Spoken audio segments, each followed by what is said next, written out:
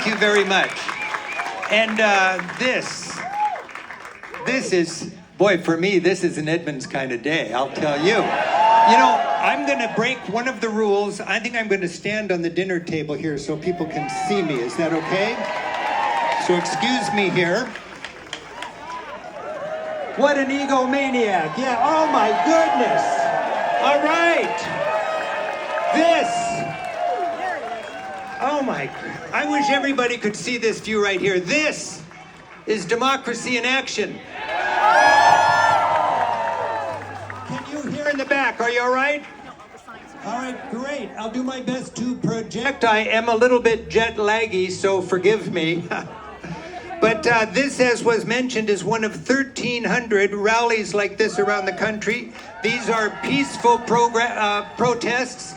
This is not America bashing, okay? We don't gather as Democrats or Republicans. You know, this is more fundamental than that. We gather as patriots. And I want you to know, around the world, democracies like ours are on the line. And since World War II, people have looked to our country for leadership, and right now that is on the line. I was just in Istanbul yesterday. There's a direct flight from Istanbul to Edmonds. And there are millions of people on the streets in Istanbul right now, just like you, with banners like this. Because they've got a president much like ours. They've got a president who admires ours, and our president admires him, Erdogan. And if you're a fascist wannabe dictator, what you got to do is have journalists in jail. Turkey, check. You've got to have a judiciary that says yes or resigns. Turkey, check. You've got to have oligarchs that are happy and on your team. Oligarchs, check.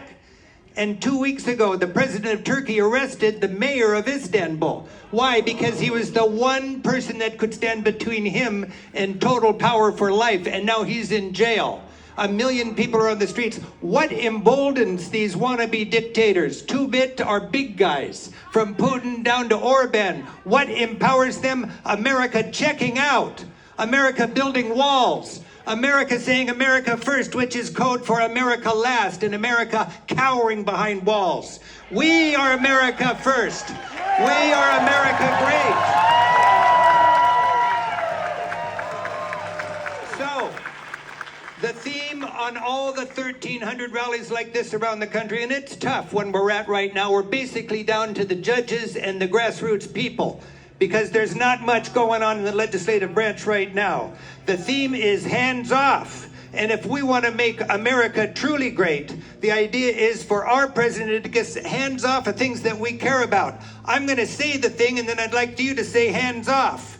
Public wealth. Hands off. Canada. Hands off. Our LGBTQ community. Hands off. Civil liberties. Hands off. Stewardship of our environment. Hands off. Democracy. Hands off. You are good. Institutions. Hands off. Oh, okay, you can cut it off with the hands off stuff now. I'm on my next paragraph. Institutions, you hear this word a little bit lately. It's kind of called deep state now, right? Think about how clever. It's tough to say Trump is clever, but he's got some clever guys behind him. They wrote this book called Project 2025, right?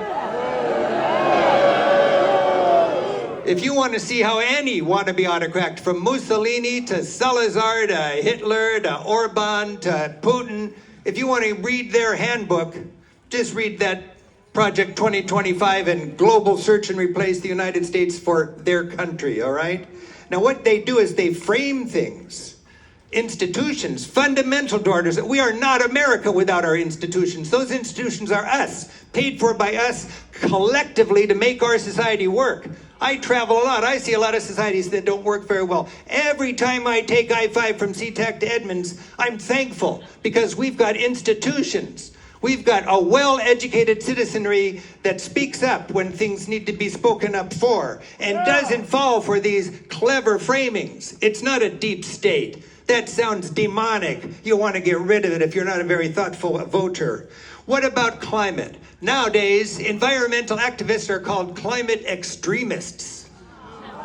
When you hear them framing somebody good into something bad, speak out. Don't allow it. Nowadays, they don't call media and the press, which is the fourth pillar of our democracy designed right back from the beginning to keep our government on track. What do they call it now? Legacy media. What's legacy media? It's teeing it up so it can be slaughtered. What is left? Social media. If you are an oligarch that wants to derail democracy and get even wealthier, what do you want to do? Get rid of the important, legitimate press and the important media, and then all you got is a bunch of people on social media shaping the minds of our voters. That's an answer to a prayer when you get rid of legacy media and you turn it into social media. And I'm working myself into a pledge drive right now for public television.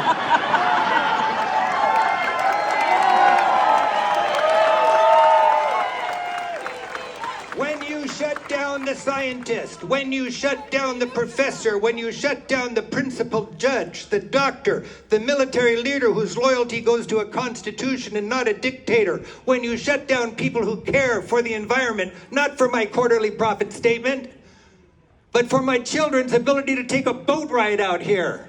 That's what we're protecting.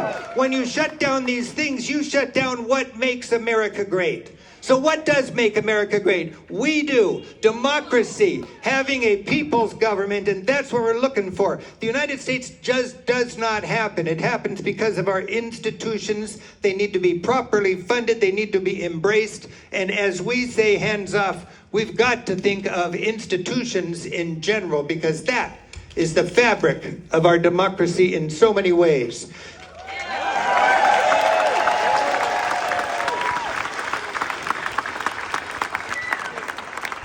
I got to tell you, if you realize what a beautiful view I'm enjoying right now, this is wall-to-wall patriots. This is wall-to-wall people that understand America. All right, now I would like to talk about public wealth. Public wealth. When you're filthy rich and you want to get richer and you've exhausted a lot of your opportunities, it pisses you off to have people, not savvy, lawyer-filled, accountant-backed up people, just our moms and dads living off of retirement. What an easy, low-hanging fruit for more profit. What do you want to do? Privatize it. That's greed. That's evil. That's not America. Think of wealth, public wealth, parks, national parks, your retirement accounts, education, national medicine. Why do they target it? One reason only, not to make our society a better place, but to make the filthy rich even richer. Trump's targets, you watch it. Medicaid, why? Public wealth. Social Security, why? Public wealth. Prisons, why? Because they're not for profit. PBS, public broadcasting, why? Because you can't make money off of it. It just educates the electorate. Parks, roads, they want to privatize everything. You want private prisons for profit? You want toll roads? That's great if you're rich. Public wealth is ours. It's not for the oligarchs. Remember that.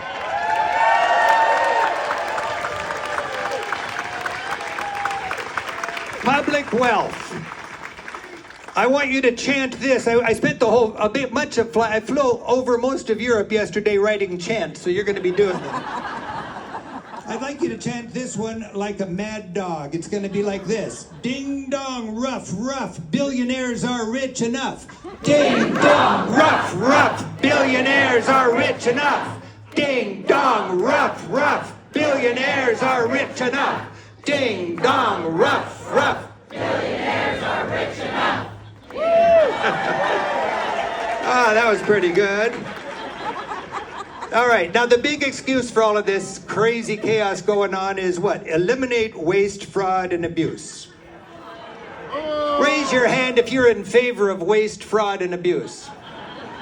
I don't think so. Of course we want to take care of waste, fraud, and abuse, but right now that's a front for something totally different. What they're doing is destroying our government, not to get rid of waste, fraud, but for the benefit of Trump and his billionaire allies. Who elected Trump? The working class. Who's he working for right now? The billionaire class. That does make no sense. Exhibit 1 on this little contradiction, Trump's energy putting into tariffs. This is the biggest tax increase in the history of our country, and it is the classic example of a regressive tax. Regressive taxation penalizes the poor more than the rich. What kind of taxes do the rich approve of? Regressive. What is tariffs? Regressives. That's a ploy to send money from all of us up to Elon and his friends. Project 2025. It's an autocrat's game plan. It spells it out. It's a fascist dictator's playbook. It's a recipe for derailing democracies. It's how you turn the United States into an oligarchy. We are well into that plan right now. This could be the most impactful month in our entire lives, this last month in our lifetimes. I would say it's the impact of like 100 9/11s, what's been happening to us, but it's not one big splashy headline. It's an insidious, creeping destruction of what makes our society works. Why? Because filthy rich people want to be richer. It's heartbreaking. It's dismantling, I believe, of the greatest institutions, societal institutions this world has ever seen, all in the name of eliminating this fanciful problem of waste, fraud, and abuse. I'll tell you, I've traveled a lot, and I've seen good governance and I've seen bad governance. Good governance is tricky. It's never perfect. It's always got problems. Winston Churchill said, democracy's a miserable system except for all the others. Let's just remember the reality of it. It's tough to have a perfect government. Our democracy is fragile. It's got problems, but we must embrace it because there is only one way to operate a society with the ideals of ours, and that is with a democracy, a healthy democracy. Every day when I come back to this country after a trip overseas, I am so thankful that I live here and nowhere else. It's because of the fabric of our democracy, and that's what we're celebrating and defending today. Citizens,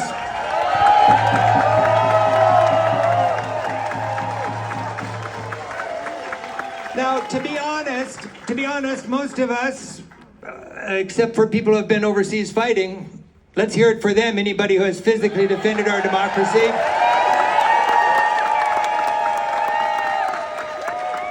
But if you're like me and most of my friends, we've had it easy. We've never had to earn it. We've never had to fight for it. This is the biggest challenge we've had in our lifetimes to the democracies that our children are going to be living with.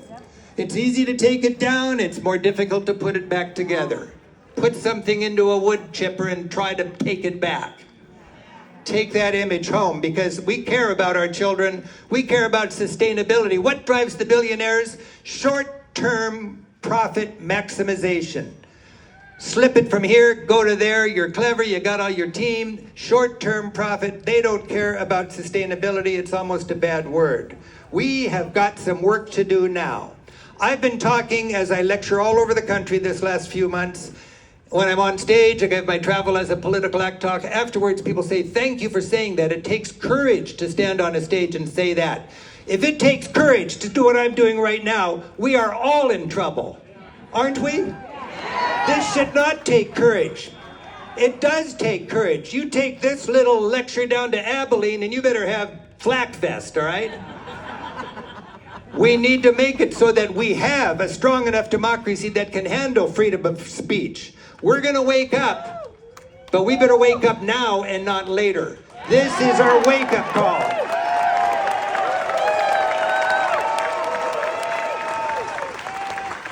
We have the power, but you can't employ that power sitting on a couch, I can promise you that. Across the nation today, it's happening. April 5th will be remembered as the day we turned the tide against the Trump revolution.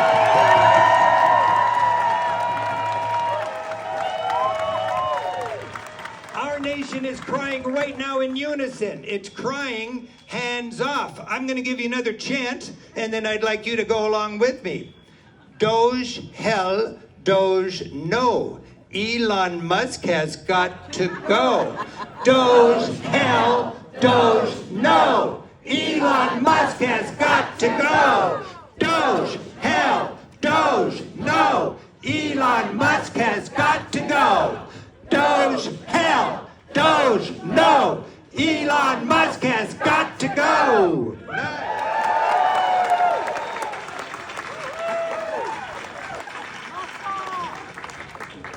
Man, I'm digging this.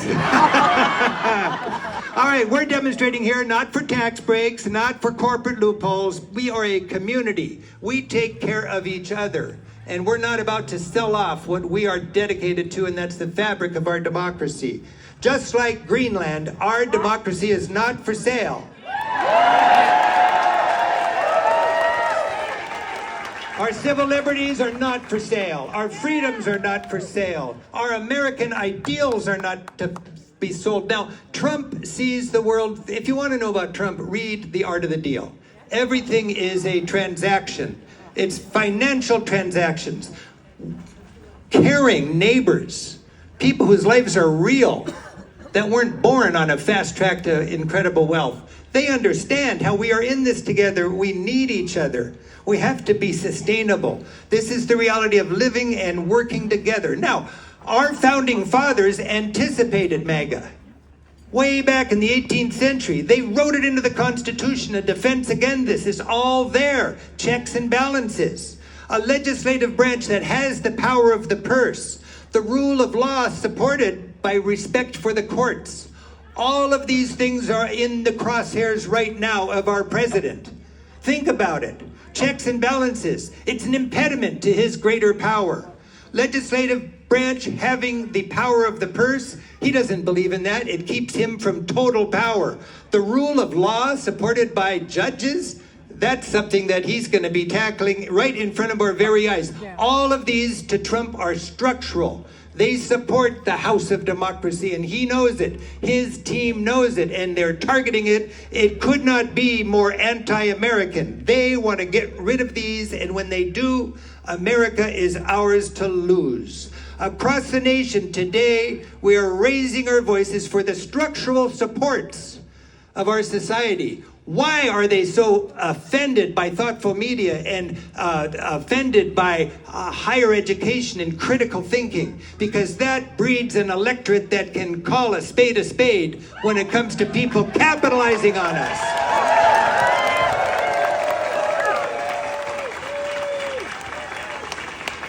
So when I used to go down to Central America 30 years ago, during all of that political time, I learned about a word called solidarity.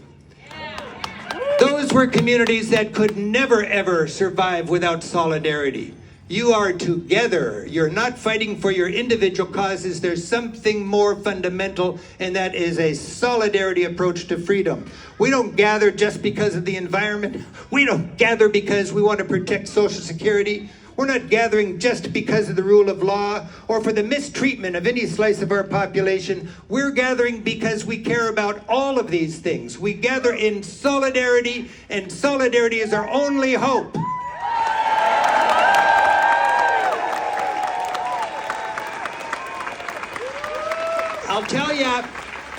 I'll tell you, Trump is counting on the fact that half of us don't care about the environment, and half of us don't care about LGBTQ, and half of us don't care about education, and half of us don't care about public television. But together we are invincible, and all of those things are important. You know, it occurs to me, I don't play many card games, but I love hearts. And sometimes somebody's going to shoot the moon, you know? And all of a sudden everybody at the table realizes, I think he's going to do it. Well, we're right there. He's trying to shoot the moon. I think he's going to do it. And if we play it smart, we got one little blink to stop it. And if it gets beyond that, good luck. The game is over. Don't let him shoot the moon. He can do it. He could win. If he doesn't have the checks and balances designed into our government by the founding fathers, do you remember when Republicans used to honor and talk about the precious founding fathers all the time? When was the last time a Republican talked about a founding father? No, it's not convenient right now because it's the founding fathers that are standing in the way of them and their anti-American goal line. Well, all over the United States today, we are emboldening our legislators We are emboldening them to grow little red, white, and blue spines.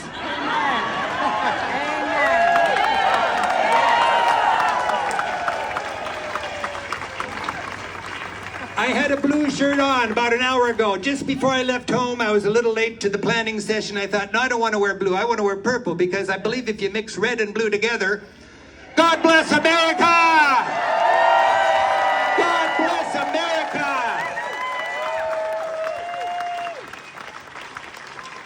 Okay, well, Project 25 is not a bad dream.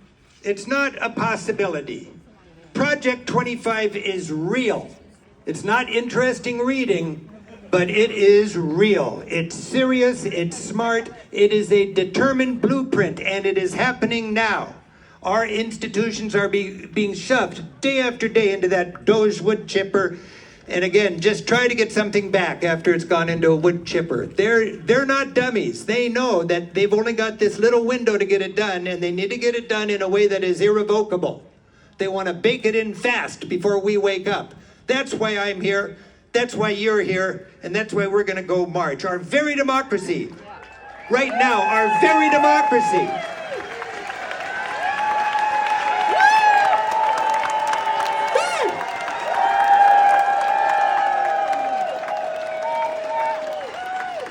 Our very democracy at the mercy of a billionaire with a mean-spirited presidential-endorsed chainsaw. We are not a lunatic far-left fringe. We are American citizens. We are patriots, right? We're waking up. We're mobilizing. This is not just a cute, fun Saturday afternoon in Edmonds. This is a springboard to action. As we talked about earlier, there's a huge intangible value of bringing everybody together. Right now, this has been just a wonderful, valuable, constructive gathering. But to really get that some traction, we've got to remember this feeling, and we've got to take it home with us. Here's another chant for you. Doge, no, what the hell? Our democracy's not for sale. Doge, no, what the hell? Our democracy not for sale. Doge, no, what the hell? Our democracy's not for sale. Doge, no, what the hell? Our democracy's not for sale. Right. So once again, I want to thank Terry from Opus Audio. Terry, thank you very much.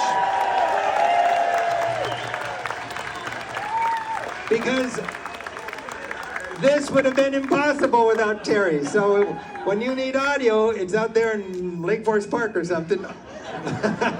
Opus Audio. So just to reiterate, we're going to do our very best to stay on the sidewalks. We're going to go to the fountain, and then we're going to take a right turn until we get down to the ferry dock. We're going to be very careful about the traffic around the ferry dock, please.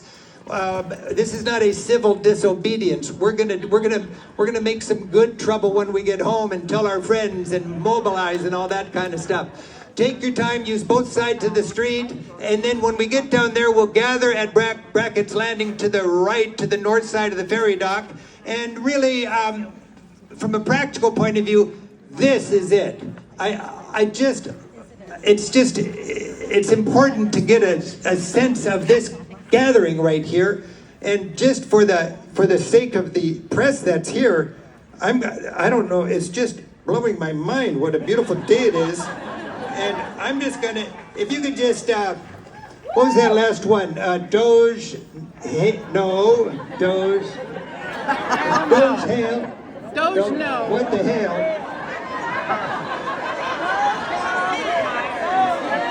Doge no, what the hell? Our democracy's not for sale. Doge no, what the hell? Our democracy's not for sale. Doge no, what the hell? Our democracy's not for sale. Doge no, what the hell? Our democracy's not for sale. Doge no, what the hell? Our democracy's not for sale. Doge no, what the hell? Our democracy's not for sale. Yeah.